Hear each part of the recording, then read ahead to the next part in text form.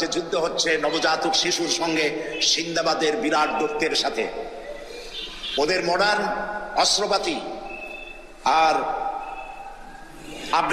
আফগান মুজাহিদদের কাছে হলো নূহ আলাইহিস সালামের জামানায় বন্যায় ভিজানো গাদা বন্দুক, এই দিয়ে তারা লড়লেন। সেই লড়াইয়ে দেখা গেল রাশিয়ার মতো বিশাল দৈত্য কুপকাত হয়ে গেল, আর আল্লাহ তাআলা আফগান মুজাহিদিনদেরকে জিতিয়ে দিলেন। কেন দিয়েছিলেন? কারণ যুদ্ধ যখন লাগলো তখন সবাই পালানো শুরু করলো। ওই দেশটা জঙ্গল আর পাহাড় দিয়ে ভরা, সব পাহাড়ের জঙ্গলে সব পালাতে শুরু করলো। পালাই গিয়ে দেখলো ওলামারা সব এখন জঙ্গলের ভিতরে গিয়ে আলেম ওলামা সুন্নি বেদাতি এইটা সেইটা সব এক জায়গায় হয়ে গেছে, কোলাকুলি শুরু হয়েছে।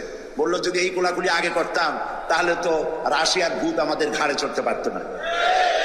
সুতরাং 9 বছর যুদ্ধ চললো। এই 9 বছরের অসম যুদ্ধে ওলামাদের ঐক্যের কারণেই আল্লাহ পাক আফগানের মুসলমানদেরকে ইসলামী রাষ্ট্র প্রতিষ্ঠার সুযোগ করে দিয়েছিলেন।